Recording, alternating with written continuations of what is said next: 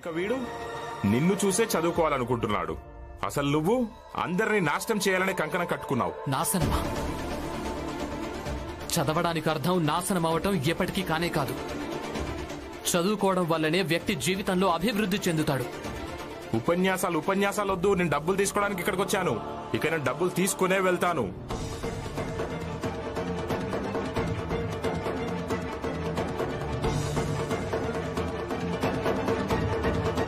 అయ్యగారు, కేవలం ఎల్లుండి వరకు మీ దగ్గర తీసుకున్న డబ్బులు మొత్తం మీకు తిరిగిచ్చేస్తాను. ఒకవేళ ఎల్లుండి గనక డబ్బులు ఇవ్వలేదనుకో, నేను ఇక్కడి నుంచి నిన్నే తీసుకెళ్లిపోతాను.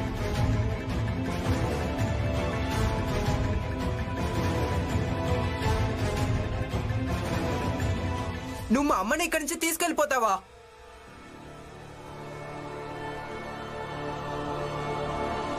నేను ఇప్పుడే నీ తల పగలు కొడతాను. దీపక్, దీపక్,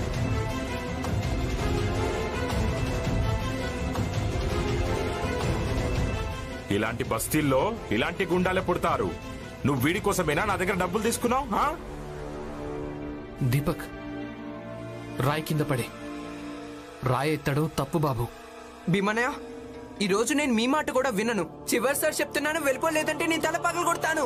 దీపక్, రాయి కింద పడే.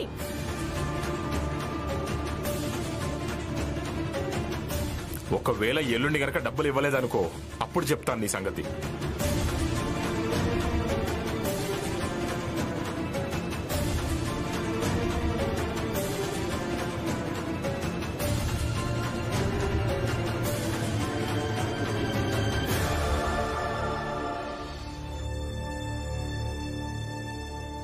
పడే.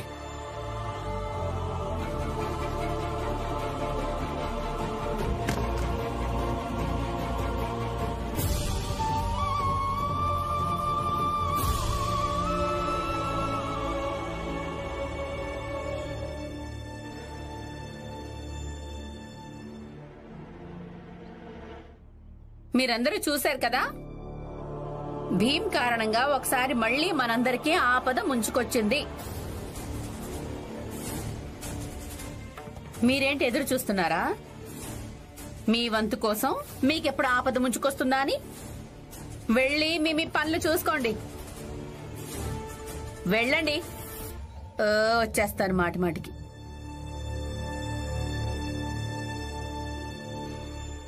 దీపక్ ఆగు.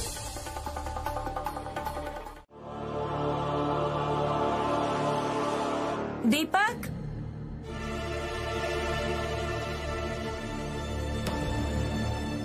నువ్వేదో చెప్తున్నా? వాళ్ళందరూ ఏ కుట్ర చేస్తున్నారు? అవును, చెప్పు.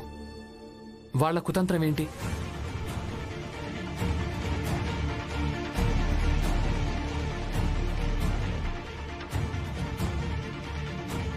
భయపడకు, చెప్పు.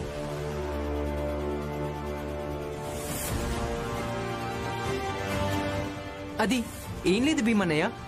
జోకు బాబాయ్, జనార్దన్ బాబాయ్ ఇంకా హితేష్ బాబాయ్ ముగ్గురు చాయ్ తాగుతున్నారు. ఇంకా ఏమంటున్నారంటే భీమన్న చదువు ఎలా ఆపించాలని. అప్పుడు జనార్దన్ బాబాయ్ ఏమన్నారంటే, బరోడా మహారాజు గారి భవనంలో ఎవరో తెలిసిన వాళ్ళు ఉన్నారంట. తనతో ఒకసారి మాట్లాడితే చాలు భీమ్ ఆర్థిక సహాయాన్ని దూరం చేయొచ్చు. దాంతో భీమ్ చదువు ఆగిపోతుందని.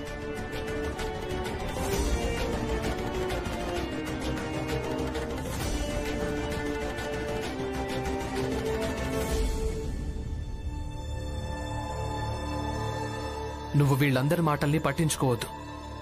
నువ్వు చదువుకో. అయినా దీపక్, నువ్వు వీళ్ళ మాటలు ఎందుకు వింటావు? నువ్వు వినకు.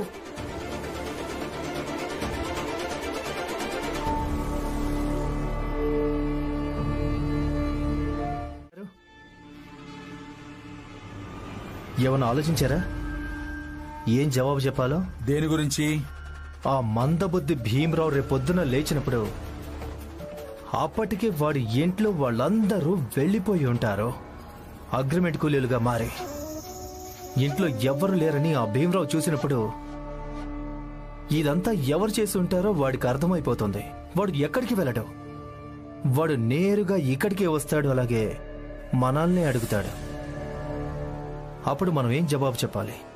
ముందుగా మనం ఆ భీమరావు అడిగే ప్రశ్నలన్నింటినీ కూడా ప్రశాంతంగా వినాల్సి ఉంటుంది. ఇక చివరికి మనం ఏం చెప్పాలంటే మాకేం తెలుసు?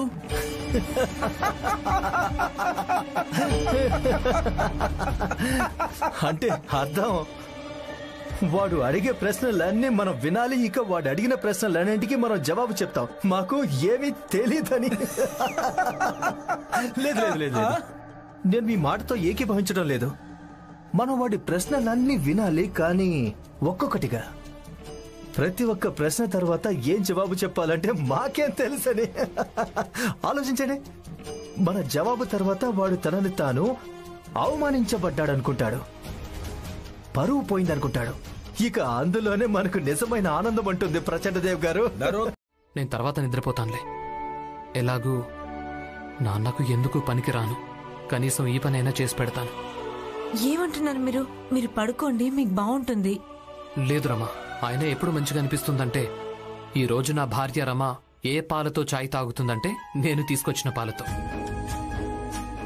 పాలు తేవడానికి వెళ్తాను. వెళ్తానని మాత్రం అనకండి, వస్తాను అనండి, వినడానికి బాగుంటుంది. సరే అయితే పాలు తీసుకొని వస్తాను.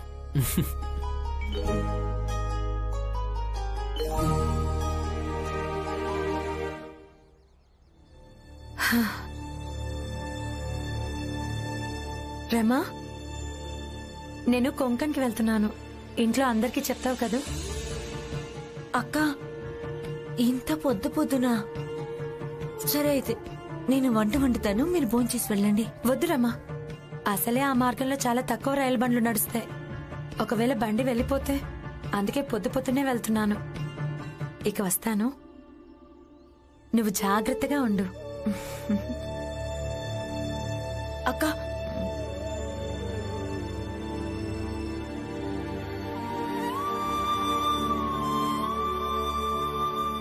ఇవి తీసుకోండి, ఆనంద్ బావ మందులకి పనికొస్తాయి.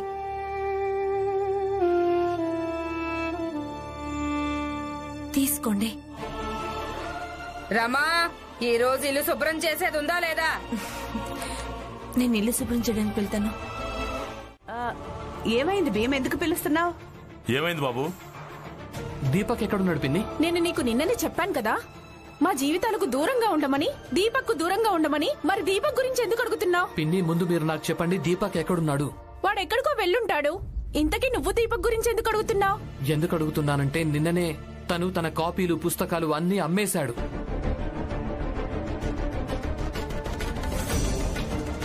ఇక ఇప్పుడు మీరేమో దీపక్ కనిపించడం లేదు అంటున్నారు. ఎక్కడికెళ్ళాడో ఏమో అని. నేను తన గురించి తెలుసుకోవాల్సి ఉంటుంది. మంచి పని చేశాడు. కాపీలు పుస్తకాలు అమ్మేసి, నాకు తెలిసి తను సాహెబ్ కి డబ్బులు ఇవ్వడానికి వెళ్ళాడేమో. వీళ్ళంతా మీకు తెలియకుండా ఏదో కుతంత్రం చేస్తున్నారు. చెప్పు, వాళ్ళేం కుతంత్రం చేశారు? లేదు, నాకింకేదో ఉందనిపిస్తోంది. అయితే లక్ష్మి అక్క పొద్దున్నతో చెప్పింది, తను కొంకన్కి వెళ్తుందంట. అలాగే నేను తనకి డబ్బులు కూడా ఇచ్చాను, కానీ తను తీసుకెళ్లలేదు, అక్కడే వదిలేసి వెళ్ళిపోయింది.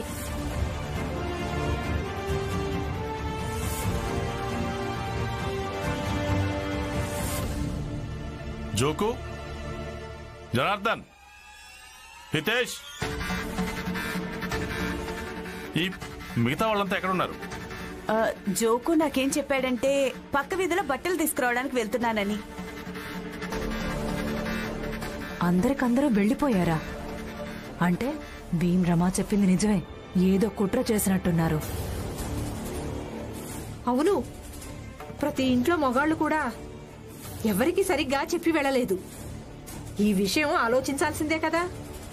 ఇది ఏదైనా కుతంత్రం కూడా కావచ్చు. దీపక్, మీరేడవకండి, మనం వాళ్ళందరినీ వెతకాల్సి ఉంటుంది. భీమ్ చెప్పింది నిజమే. వాళ్ళందరూ కలవనంత వరకు అంతవరకు నిజమేమిటో తెలీదు. మేమంతా కూడా వస్తాం జోకు ఇంకా దీపక్ని వెతకడానికి, సరేనా? మేమంతా కూడా వస్తాం. అత్తయ్య, పదండి.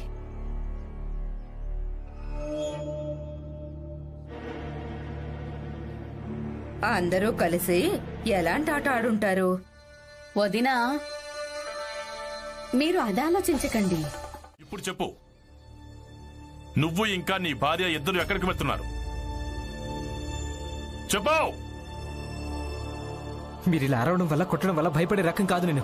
నిన్ను అన్నయ్య అన్నయ్య బాలాని వదిలే.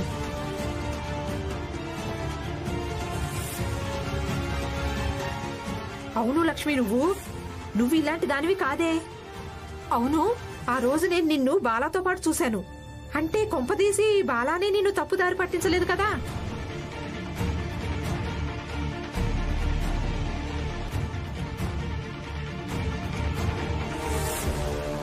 మీరందరూ అసలు ఎక్కడికి వెళ్తున్నారో చెప్తారా?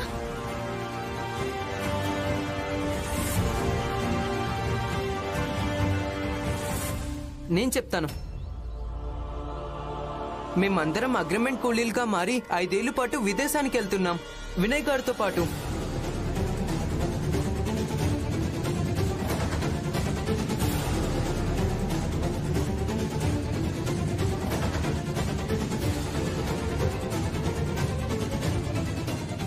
ఏంటి? ఎందుకంటే మేము 5 ఏళ్ల తర్వాత తిరిగొచ్చి మేము ధనవంతులం అవుతామని.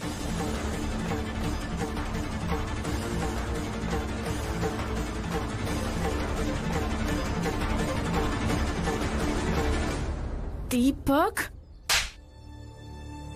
మరి ఈ 5 ఏళ్లలో ఒకవేళ నీకు ఏదైనా జరిగితేనో, నేనిక్కడ చనిపోతే నువ్వు ఒక్కసారి కూడా ఆలోచించలేదా?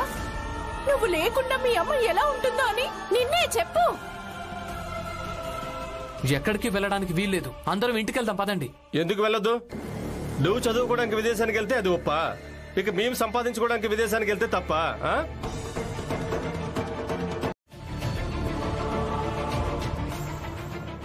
జోకు, నువ్వెంత దిగజారిపోతావని నేను కల్లో కూడా అనుకోలేదు. నన్ను మోసం చేసి ఇలా వదిలేసి పారిపోతావా? నువ్వెందుకు ఇలా చేసావు?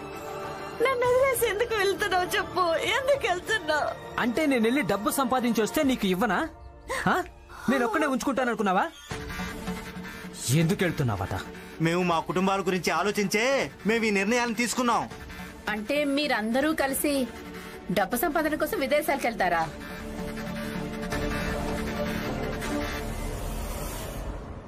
చూడ్రమ్మా, భీమ్రావ్ చదువుకోవడానికి ఒక మంచి భవిష్యత్ కోసం లండన్కి వెళ్ళగలిగినప్పుడు మరి నేను కేవలం 5 ఏళ్ల పాటు గిరిమెంట్ కూలీగా మారి ఎందుకు వెళ్ళకూడదు?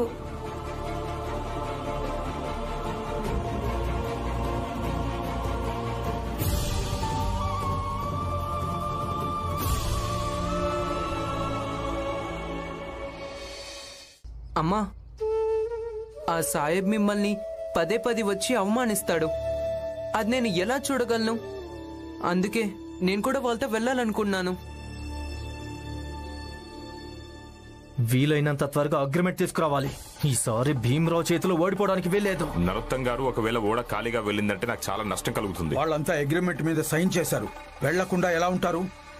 వెళ్లే తీరాల్సి ఉంటుంది, ఏడుస్తూనైనా సంతోషంగానైనా. అందరికందరూ నమ్మక ద్రోహులని తేలింది. అరే, డబ్బులు ఇచ్చి నువ్వు వీళ్లకు అంతగా సహాయం చేశావు. ఇక విదేశానికి వెళ్లే అవకాశం రాగానే నీకు మాట మాత్రమైనా చెప్పలేదు. పట్టుబడ్డం మంచిదైంది. అందరిది మంచి ఉద్దేశమే. అందరూ తమ తమ కుటుంబాల కోసం ఏదైనా మంచి చేయాలనుకున్నారు. కానీ ఈ భీమరావుకు ఒకరి మంచి గురించి ఏం పట్టింపు ఉందని అందుకే నాశనం చేశాడు. నేనేం నాశనం చేయలేదు. మీ భవిష్యత్తును బానిస కాకుండా కాపాడాము మేమందరం. మీ అందరికీ కేవలం ఇది మాత్రమే తెలుసు, 5 ఏళ్ల తర్వాత మీరు అక్కడి నుంచి డబ్బులు తీసుకుని వస్తారు అని. కానీ మీ అందరికీ ఇది తెలుసా, ఈ 5 ఏళ్లు ఎలా గడుస్తాయో? నీకైతే అంతా తెలుసు, ఎందుకంటే నువ్వు త్రికాల జ్ఞానివి కదా. నీకు భూత భవిష్యత్ వర్తమానం అన్నీ కనిపిస్తాయి. అవును, నాకు తెలుసు. ఎందుకంటే చాలా పుస్తకాలు చదువుతాను. చరిత్ర పుస్తకాల్లో ఇలాంటి విషయాలు ఎన్నో రాసున్నాయి. వాటితో భవిష్యత్తును అంచనా వేయటం సాధ్యమవుతుంది.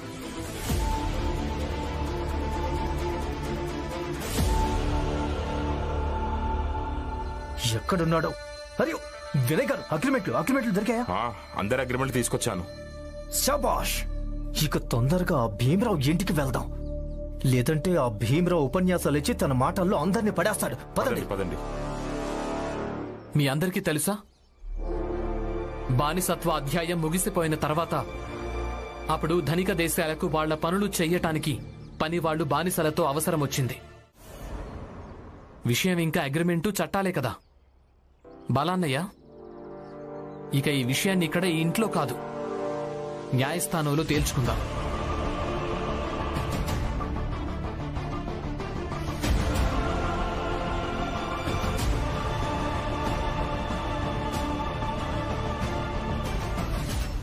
రే భీమ్, బాలా,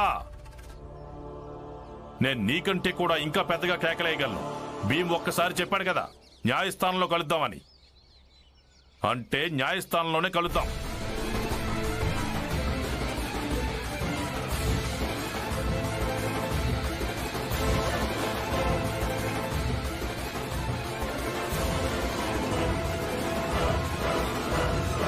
రామ్జీ, కోపం వద్దు రామ్జీ. న్యాయస్థానంలో కలుద్దామా? సరే, న్యాయస్థానంలోనే కలుద్దాం. అయినా న్యాయస్థానంలో మీరేమైనా గెలిచేది ఉంటేనే కదా. మీకు ప్రతిసారి అనిపిస్తుంది మేమసలే ఎప్పుడు గెలవలేమని, కానీ ప్రతిసారి చివరికి మేమే గెలుస్తాం జోషి గారు. మూర్ఖురాలా, ఏదైనా పెంచుకో కానీ అపోహల్ని పెంచుకోకు రమాబాయ్. సరే అయితే మేం కూడా మా లాయర్ని సిద్ధంగా ఉంచుతాం. కానీ ఒక్క విషయంలో మీ అందరికీ నమ్మకంగా చెప్తున్నాను, ఈసారి న్యాయస్థానంలో గెలుపు మాదే అవుతుంది. వినయ్, ఒక పంచై, నువ్వు అక్కడికి వెళ్ళి ఓడను కొంచెం సేపు ఆపు. వీళ్ళంతా వెళ్తే అదే ఓడలో వెళ్తారు.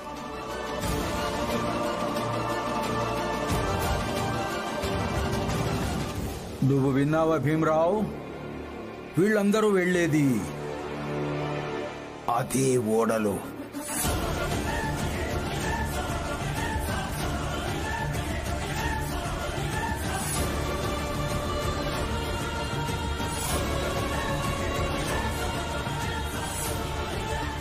ఆగుబాలా,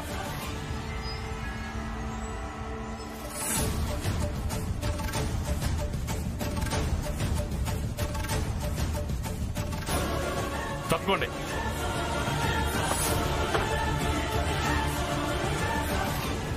నాన్నా, నాన్నా, కూర్చో.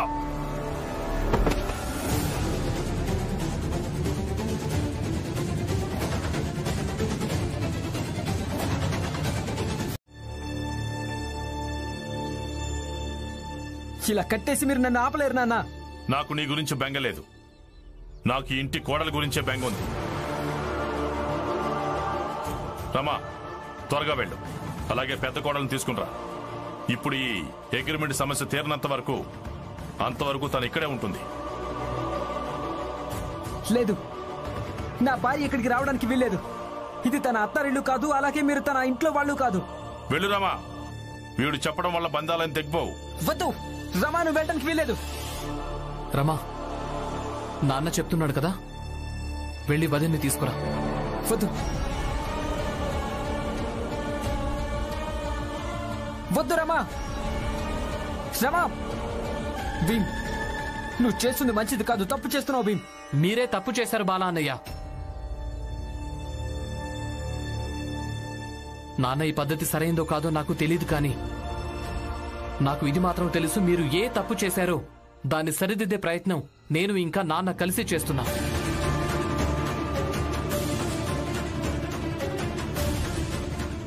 నాన్న, నేను లాయర్ సార్ ఆఫీస్కి వెళ్ళొస్తాను. భీమ్, భీమ్, నాన్న కట్లు ఇప్పు.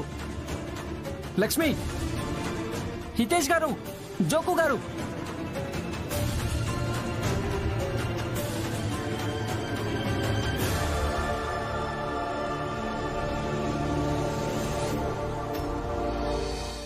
జోకు, జనార్దన్, దీపక్, లక్ష్మి, అందరూ నా గదిలోకి రండి. అందరం కూర్చొని మాట్లాడుకుందాం. చూడు హితేష్ అన్న, మీరందరూ ఏం చేస్తారో చేయండి, కానీ జోకు ఎక్కడికి రావడం లేదు. జోకు, నోరు మూసుకొని ఇంటికి పద. ఏ పులియా, నోరు మూసుకో. నేనేమైనా కూతురు అనుకున్నావా? నువ్వెలా ఆడిస్తే అలా ఆడడానికి? జోకు, అసలు ఈ భీమ్రావు ఇరికించాడు. లేదంటే నువ్వు ఆపినా కూడా నేను ఆగేవాడిని కాదు. అర్థమైందా? ఇప్పుడు నేను హితేష్ అన్నతో వెళ్తున్నాను. నేను ఖచ్చితంగా వెళ్తాను. పద హితేష్ అన్న. పదండి అన్న, పదండి. నేను కూడా వస్తాను. దీపక్, దీపక్, లక్ష్మి, మానింటికి పద. పిన్ని, నన్ను క్షమించండి. ఎందుకంటే ఇప్పుడు నేను వీళ్ళతో ఉన్నాను. అందుకే వీళ్ళ వెంట వెళ్ళక తప్పదు.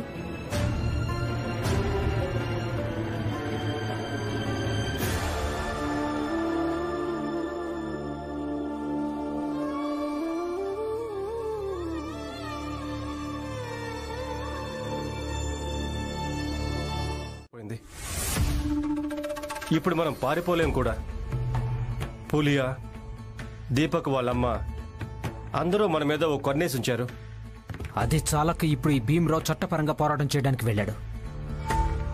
నిజం చెప్పాలంటే ఈ భీమ్రావు ఎప్పుడైనా చట్టపరమైన పోరాటం గురించి మాట్లాడినప్పుడు ఎందుకో ఏమో నాకు చాలా భయం అనిపిస్తుంటుంది. హితేష్ అన్న, జోకు అన్న, ఎప్పుడో ఎలాగో తెలియదు కానీ మనసులో ఒక విషయం పాతుకుపోయింది. భీమ్రావు ప్రపంచంలోని ఏ పోరాటంలోనైనా ఓడిపోగలడు, కానీ చట్టపరమైన పోరాటంలో కాదు. అయితే పోరాడు నువ్వు బాబాయ్. భీమన్నయ్య తన చట్టపరమైన పోరాటాన్ని మనమెందుకు భయపడాలి? మనము పోరాటం చేద్దాం. మన పోరాటమా? ఏ పోరాటం? బాబాయ్, ఎవరైతే మనం వెళ్తుంటే ఆపుతున్నారో ఒకవేళ వాళ్ళు కూడా మనతో పాటు వస్తేనా? మీ ఇంట్లో అలాగే మా ఇంట్లో ఆపే వాళ్ళు ఎవరు ఉండరు. ఇక భీమన్నయ్య ఆపినా కూడా ఏం చేయగలరు? దీపక్ చెప్పింది నిజమే. ఇక మనం దీనికి ఏర్పాట్లు చేయడం మంచిది. మనం ఏం చేయాలో అది మీకు నేను చెప్తాను.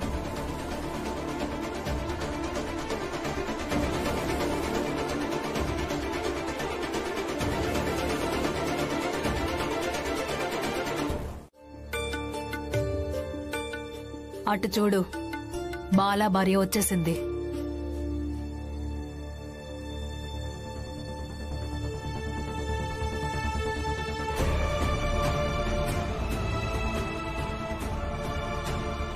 అదిగో వచ్చేసింది. బాలా కూడా ఇక్కడే ఉన్నాడు. ఇక లక్ష్మి తను కూడా వచ్చేస్తుంది.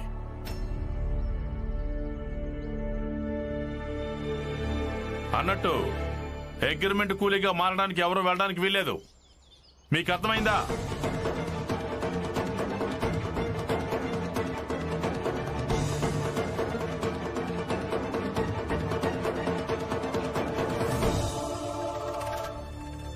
భీమ్ లాయర్ దగ్గరికి వెళ్ళాడు. వాడు ఏదో ఒక పరిష్కారాన్ని ఖచ్చితంగా తీసుకొస్తాడు. మర్యాదగా మాట్లాడు. తను నీ భార్య, అలాగే నా కోడలు. మామయ్య, మీరు వీళ్ళిద్దరి మధ్యలో మాట్లాడకండి. ఈరోజు వీళ్ళిద్దరి సమస్యలను వీళ్ళని పరిష్కరించుకొనివ్వండి. వినిపించట్లేదా? నేను అడుగుతుంది నిన్నే. అవును, భయం అనిపిస్తుంది, కానీ నేను రావడం చాలా అవసరం. అవసరమా? ఏంటి అవసరం? నేను పెళ్లి సమయంలోనే నీకు చెప్పాను, నేను కాకుండా నీకు అత్తారింట్లో ఏమీ లేదని, వీళ్ళకి నీకు ఎలాంటి సంబంధం లేదని. అవును, మీరు చెప్పారు, కానీ ఇది మాత్రం చెప్పలేదు. సమయంతో పాటు మీరు మీ బంధుత్వాన్ని కలుపుకుంటారని. అయినా నాకు వీళ్ళతో ఎలాంటి సంబంధం లేదని అనుకోవాల్సి ఉంటుంది. క్రికెట్ లో సహాయం చేయడానికి మీరు వచ్చారు కదా. 11 మంది కావాలి, ఇక్కడ ఇద్దరు కూడా దొరకలేదు. 2 నేను, ఒకరు భీమ్, ఇంకొకరు బాల. 2 అయిపోయారమ్మా. ఈ విషయంలో సంతోషించలేకపోతే ఈ విషయాన్ని రాద్ధాంతం కూడా చేయకండి. వదన ఇక్కడ తన అత్తారింటికి వచ్చింది అని.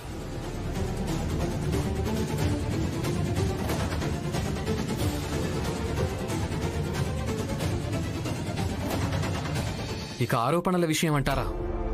ఒకవేళ మీకు మా మీద 100 ఆరోపణలుంటే మాకు కూడా మీ మీద 150 ఆరోపణలున్నాయన్నయ్య. ఒక్కసారి నేను ఇక్కడి నుంచి వెళ్ళిపోయానంటే మరోసారి మిమ్మల్ని ఎప్పటికీ కలవను.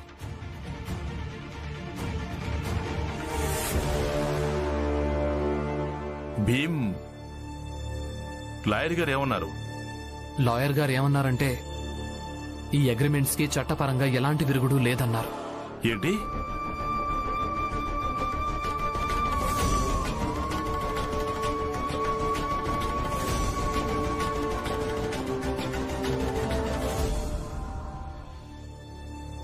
మేమందరం ముందు నుంచి ఇదే చెప్తున్నాం కదా. అదే కదా, కానీ ఎవ్వరూ వినిపించుకోకుంటే ఏం చేస్తాం? ఇప్పుడు వెనక తప్పదు. మేము వెళ్ళాలనుకుంటున్నాం. మీరు వెళ్ళాలనుకుంటే వెళ్ళండి, కానీ జోకు ఎక్కడికి రావడం లేదు. పెద్దొచ్చారండి అడ్డు పెట్టుకుని గిర్మెట్ కూలీలు అవ్వడానికి. అసలు నన్ను చట్టాన్ని అడిగే పెళ్లి చేసుకున్నాడా? ఏ పులియా, నువ్వు నోరు మూసుకో. నేను నూరు మూసుకుంటే నువ్వు గిర్మెట్ కూలీవి అయిపోతావా? అక్క, మీరు వీళ్ళందరి తోడు వదిలేయండి, మా వెంట వచ్చేయండి.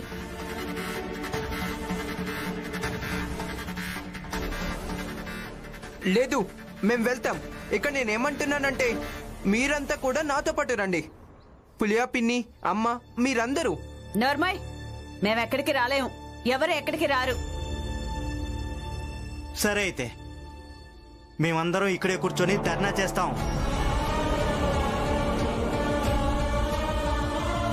ఎందుకంటే మీరంతా మా మాట వినడం కోసం.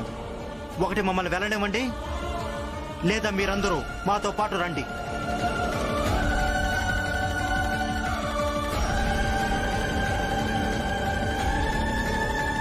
కూర్చోండి సోదరులారా.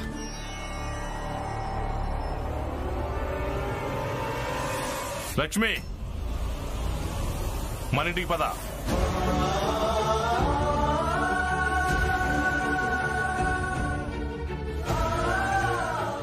నేను ఏమన్నానో వెళ్ళలేదా? మన ఇంటికి పద.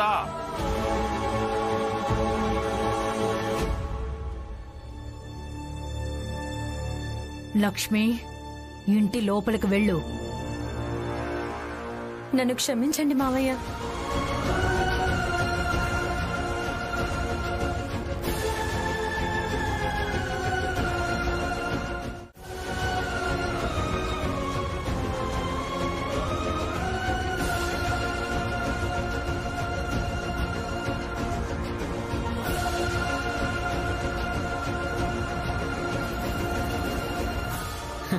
ఇది బాగుందా?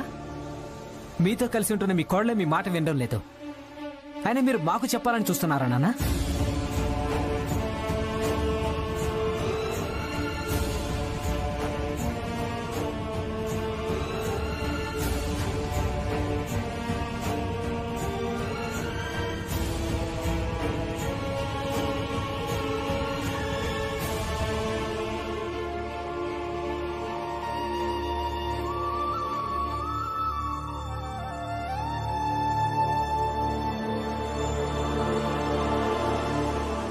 నేను పెళ్లి చేసుకునే సమయంలో నీకు చెప్పాను, నేను కాకుండా నీకు అత్తారింట్లో ఏమీ లేదని, వీళ్ళకి నీకు ఎలాంటి సంబంధం లేదని. లక్ష్మి, మన ఇంటికి పద. నేనేమన్నాను వినపడలేదా? మన ఇంటికి పద.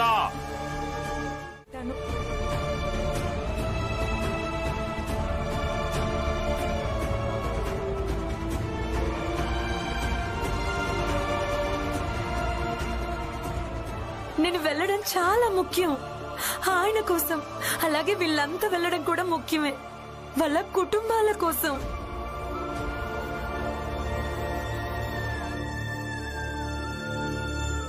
ఆయన వీళ్ళందరి సంగతి నాకు తెలీదు. నేను మాత్రం తప్పకుండా వెళ్తాను. కావాలంటే అందుకోసం నేను మావయ్య దృష్టిలో, భీమరావు దృష్టిలో, పిన్ని దృష్టిలో, అలాగే నీ దృష్టిలో మరోసారి మళ్ళీ చెడ్డదాన్ని అవ్వాల్సి వచ్చినా సరే.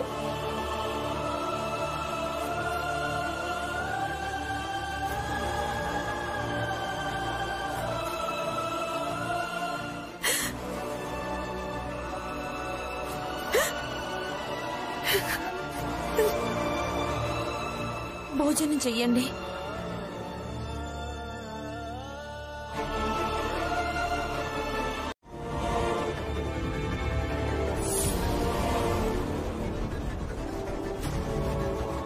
మీకు బాధ అనిపిస్తుండొచ్చు, కానీ నేను చెప్పిందే నిజమండి.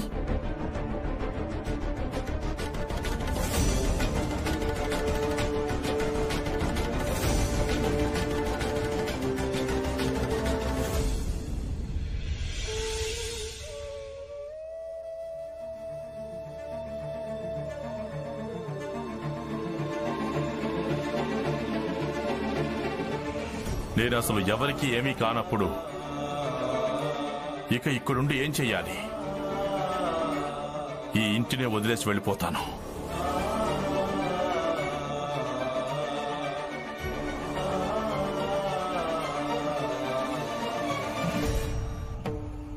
భీమ్, నువ్వు వృధా ప్రయత్నమే చేస్తున్నావు. మేమంతా కాగితాల మీద వేలుముద్రలు వేసేసాం. ఈసారి నువ్వు ఖచ్చితంగా గెలవలేవు. అన్నయ్య, ఎల్లుండి కోర్టులో వాదనుంది. ఎవరు గెలుస్తారో అలాగే ఎవరు ఓడిపోతారో కోర్టే నిర్ణయిస్తుంది. అయినా కూడా లాయర్ సార్ నాతో చెప్పారు, బహుశా మనం ఈ కేసులో ఓడిపోవచ్చు అని. కానీ మీకు తెలిసిందే కదా నేను భీమ్రావునని.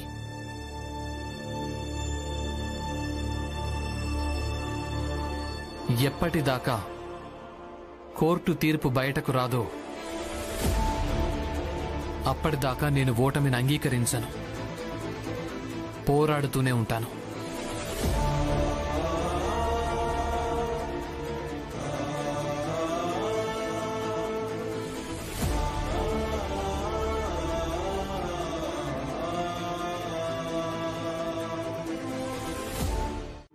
అది నిజమా లేక మీరందరూ కలిసి ఏదైనా నాటకం ఆడుతున్నారా? లేదు, నేను నిజంగానే వెళ్తున్నాను.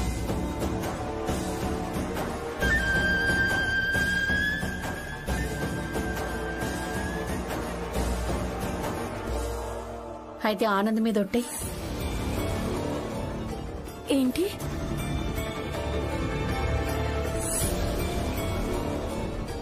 ఏం కాదులే, ఆనంద్ మీద ఒట్టే. ఆయన మీద ఒట్టా?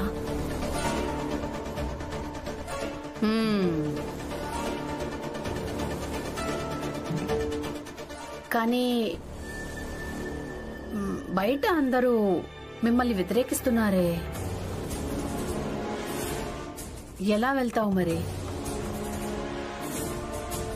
మీరంతా ఏదైనా ఆలోచించారా? అయినా ఒకవేళ ఎటైనా వెళ్ళాలనుకుంటే ఒక మార్గం ఉంది.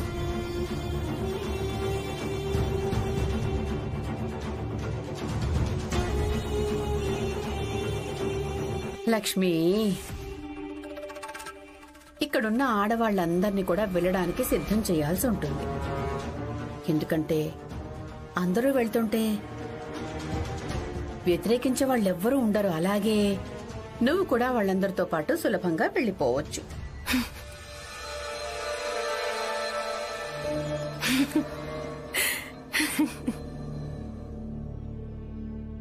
ఏమైంది అత్తయ్య? ఒకసారి మీరు నాకు నిజం చెప్పండి. మేమందరం వెళ్ళడానికి మీకెలాంటి సంబంధం లేదు కదా? ఎందుకంటే మీకు కేవలం భీమ్రావు ఓటమితోనే సంబంధం.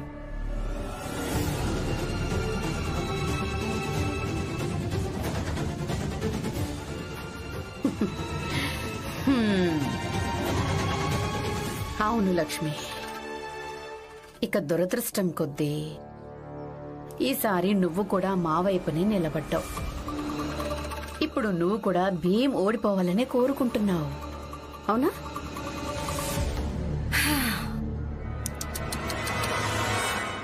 ఏంటత్తయ్యా, నాకంటే మీరే ఎక్కువ సమయం భీమ్రావుతో గడిపారు కదా? అయినా మీరు తనను చూసి ఏం నేర్చుకోలేదా?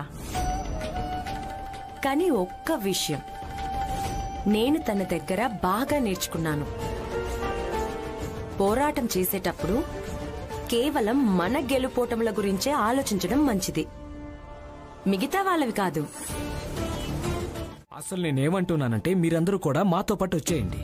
అయినా ఇక్కడ బొంబాయిలో మనమేమీ వైస్రాయలం కాదు కదా, కూలి పనే కదా చేసేది. అక్కడ కూడా కూలి పని చేద్దాం. అవును, ఇక ఇక్కడ మన పనికి ఎలాంటి భద్రత లేదు. ఒకవేళ పని దొరికినా కూడా డబ్బులిస్తారో లేదో తెలీదు. ఇక డబ్బుల గిరిమింట్లో రాసుంది. అయినా జనాలు అక్కడికి వెళ్తుంటారు కదా, ఇలా అనేం లేదు కదా. మనమే మొదటిసారిగా వెళ్తున్నామని. అంతేకాదు ఇక్కడ మనల్ని మన జాతి పేరుతో మనల్ని కించపరచడం జరుగుతుంది. అక్కడ మనకు ఒకటే జాతి ఉంటుంది, కేవలం అగ్రిమెంట్ కూలీలని. చిన్న జాతి వాళ్ళం అవ్వడం కంటే అగ్రిమెంట్ కూలీలు అవ్వడమే మంచిది. చూడండి పిన్ని, నేను అర్థం చేసుకోగలను. వీళ్ళందరూ వెళ్లడం మంచిది కాదని మీకెందుకు అనిపిస్తోందో. మీరందరూ ఇక్కడ మీ సంసారాలు పెట్టారు, దాన్ని అందంగా అలంకరించుకున్నారు. అవును, దాన్ని వదిలేసి వెళ్లడం అంత తేలిక కాదు. కానీ జీవితంలో ముందుకు సాగుతూ ఉండడం మంచిది. అప్పుడప్పుడు ముందుకు సాగడం కోసం ఉన్న చోటును వదిలేయాల్సి వస్తుంది.